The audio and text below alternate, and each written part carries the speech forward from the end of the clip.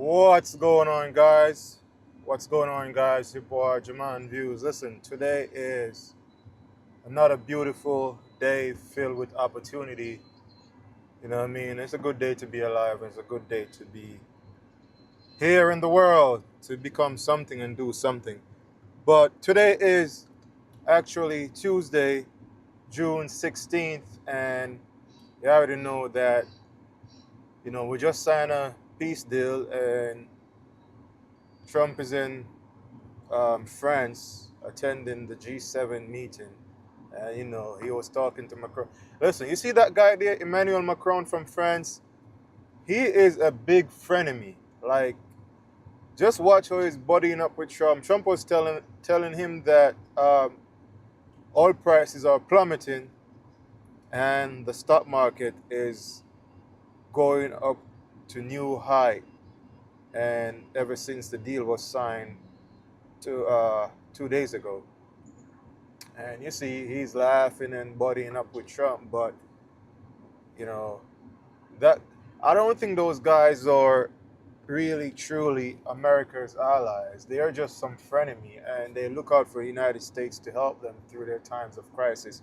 But they'll never come to the backing of the United States in any time. But Trump was telling him there that, listen, the market is going up and oil prices are plummeting, and the deal was a good deal, and he's happy to hear that because now France and the entire EU are going to get cheaper oil, and the entire Europe was running out. I heard, I can't confirm nor deny that, but I heard the entire Europe was running out of oil and running out of energy because the Strait of Hormuz was closed and there wasn't getting enough energy, and the citizens were getting squeezed to a point where they were becoming like freaking squashed, like way worse than how we were getting squeezed here in the United States, because Europe is in a green society, so they don't really do certain type of energy, and they only rely on mostly green energy and a little gas, so on and so forth. But that's beyond the point. They were just getting squeezed, and Emmanuel right there is happy because the war is over, and he didn't want to help with it. We called him out plenty of times to help put pressure on the Iranians to reopen the strait, and they turned their back on us as usual. I'm not surprised to see I'm not surprised with Europe when they turn their back on us with anything. As usual, they always be doing that. They never really come to our aid in any time, in any significant capacity to help us with anything. You know what I mean? America always figured it out. And, this time it was a nation that no one expected to help us figure this out, and it was Pakistan and Qatar really spearheaded this deal, and it's going to be officially signed in Switzerland on Friday. So Trump is in Europe at the G7 meeting, and this deal is going to officially sign on Friday. Do you think Trump is going to attend that meeting, the signing of the meeting officially, or what? He's there in Europe, so maybe he'll be there, or maybe he's going to have his delegates do it, or he's just going to chime. It would be good if he just chime in and really have a face-to-face with the Iranian leadership and sign this deal and get this thing going. You know what I mean? But who knows? Who knows what's gonna happen? Who knows if he's gonna decide to attend at the last minute, or I didn't even get any official details about how the meeting is how it's gonna happen, or if Trump is gonna be there or whatever it is. But I know he have a convoy of delegates who usually do that type of stuff for him. So listen, man. This is the first time that the G7 leaders are coming together ever since the Iranian war, and That was like 15 weeks ago, right? Yeah, that was like the war started like 15 weeks ago, and this is the first time that the major G7 countries are coming together ever since that time. Because a lot of these countries were split, and split on the idea of the United States going in, like bombing Iran and try to force their hand. Like, not a lot of G7 countries were with the idea of doing that. So yeah, the G7 leadership were like split with that. Remember, the UK didn't want us to use one of their base, and Spain didn't want us to do something, and Germany was saying some other stuff. Like, there was just split leadership on this initiative. So this is the first time they're really convening in this capacity, and everybody's cheerful because guess what? The deal is settled, and Europe is gonna get cheap oil now, and not cheap oil, but the oil prices are going down, and Europe depends a lot upon oil for their economy. So everyone now is, you know, giving Trump warm pleasantries because it's over. I tell you, Europe is our frenemy. NATO is our frenemy. I tell you guys that all the time. Europe and NATO is our frenemy. They're not genuine when it comes on to helping us with um, any situation in any major capacity. They shy away, and they play politics all the time, and But we're used to that by now. We know that by now, but we still continue doing our thing, and whatever it is. So yeah, that's how it is, guys. Oil prices dropping like crazy, and the Strait of Hormuz reopened. Here back at home, um, the stock market is booming. Futures were up a little this morning, and you know, maybe flat to a certain extent. The Dow was up, the Nasdaq was kind of flat, and S&P was kind of flat. But yesterday was a crazy run. Yesterday was a crazy run up to the right. Everything was booming yesterday. The major averages was going crazy yesterday. Like, you know, yeah, major averages were booming up yesterday, and I'm pretty sure they're gonna continue with this momentum because everyone is really ecstatic. The World Cup is going on. We have a big IPO, SpaceX, that keep going up, and now the strait is reopened. According to Trump, let the oil flow. So the oil is flowing now. So you know the possibilities of a rate hike in the coming weeks is pretty much off the table as of now, because they only would want to increase the rates because of the energy-driven inflation, and the energy-driven inflation is pretty much gone now because the strait reopened, and oil is flowing, in Trump words. So the inflation should subside, and gas should go back down, and transportation, which was heavily influencing the cost of goods, should be cheaper now, and everything should get back into the normal processing, and we should see rate cuts instead of rate hikes now, based on what the experts are saying. So America is back up on its way, guys. America is back up on its way, and listen, a lot of us wasn't taking heed, and a lot of us wasn't really doing what we're supposed to do during the times when the bleeding was happening, during the times when there was higher level of uncertainty. That's when you capitalize on the market, when there's like extreme levels of uncertainty, and like everyone is fearful. That's when you be greedy, and the opposite is when everyone is greedy. That's when you be fearful.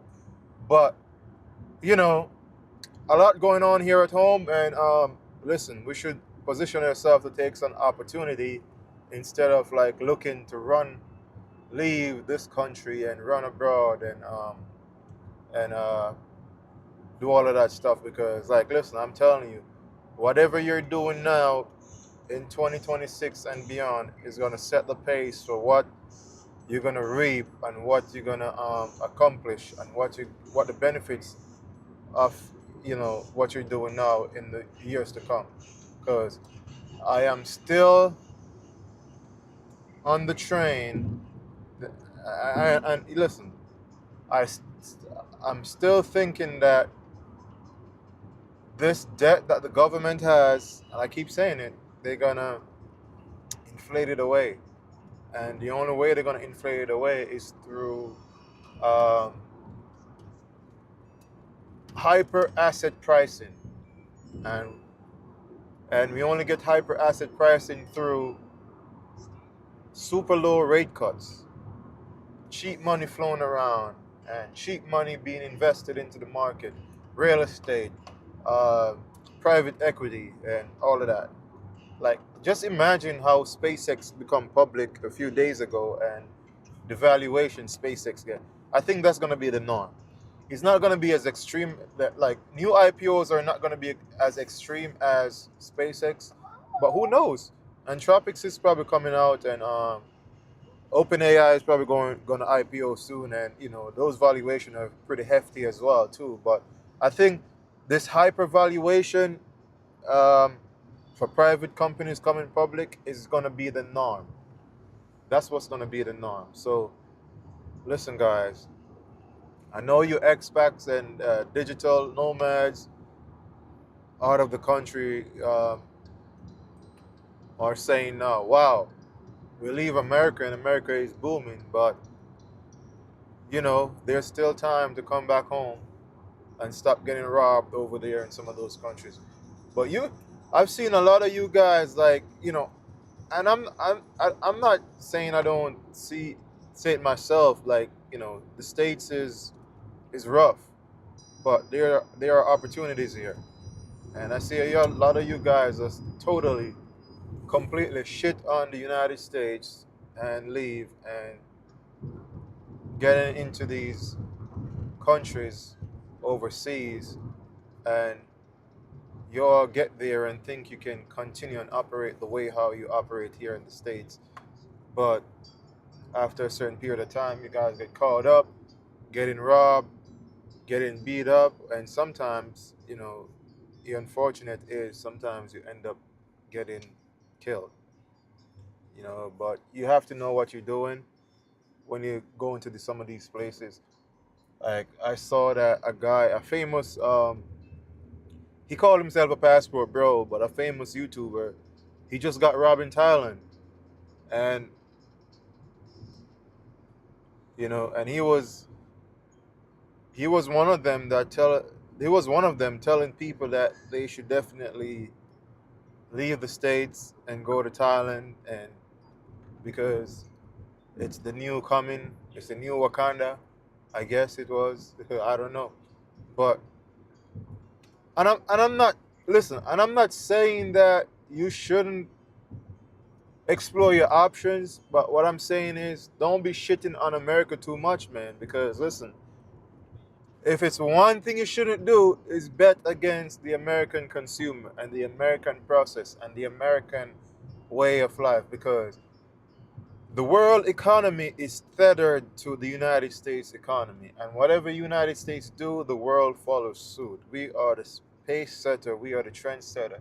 Yes, it's shitty here at times. It's messed up here. It's the political spectrum is crazy here. Uh, a lot of people claim, like, but you have opportunities here, and I'm not saying there are not opportunities elsewhere, because I see opportunities in all different places that I really would like to capitalize on. But there are great opportunities here where you could really excel and do things the way how you want to do it and capitalize on and stuff, you know. But you have to be careful of how you're doing it. You have to be vigilant. You have to look. Listen, two things run the United States, in my opinion. I think the stock market run the United States, and the American consumer run the United States. Those two things run the United States. And depending on where the money is flowing, you have to align yourself that way. You know what I mean? There's a bunch of uncertainty out there now about future jobs and all this and all that, and coding taking away jobs, um, and stuff. But when there's a will, there's a way. There's a will, there's a way. But I'm telling you, there are. I would live outside of the United States, but I wouldn't trade the United States system for any other system. And I'm talking the capitalist system. I wouldn't trade that for any other system. And how, like, listen, just just think for a second. Like, look how capital flow in the United States. We have the deepest, most liquid, and most vast capital markets in the world. Like, and it almost operates 24. Well, yes, you could say operates 24/7 because people be trading futures after the markets close and whatever it is. But we have the vastest, the deepest, the most liquid capital markets in the world. I wouldn't trade that for anywhere else. Yes, I would live outside of the United States and actually dabble inside the United States market. Yes, I'll do that. But to set up shop and totally forget about the United States, shut up shop elsewhere and totally forget about the United States, and don't dabble in the financial system here, and don't dabble in the AI and the technology system here, is absolutely crazy. You can't do that. There's no way you can do that and become successful as an entrepreneur, as a business owner, or whatever it is. No way. Everyone plays ball with the United States. Everyone, at some level or not, or at some level, everyone plays ball with this country. This country is the capital system of the world. We finance the world. We run the world. Everything run through. Like, listen, every transaction touch or run through the American um, system, transactional vein. Does that. Everything. So, the story is, should you digital nomads and passport boys and expats who are living in some of these Southeast Asian countries or Latin America come back home? So it depends what you guys want to do. Are you guys going to miss out on what's going on here in the States from a financial perspective, from an economical and investing perspective? If you're smart, you don't have to miss out. You could, as I said, you could be living elsewhere and dabbling in with the American financial system. You know what I mean? So the $39 trillion debt is still there. A lot of you guys leave because you guys don't want to, you guys think that debt is too much and you guys don't want to pay. It's still there. And, cost of living is still high here. Real estate is still high here. Um, Everything is still high here. But honestly, I think that's the way the world going. That's the road the world is going down. And that's it. You just gotta cope with it and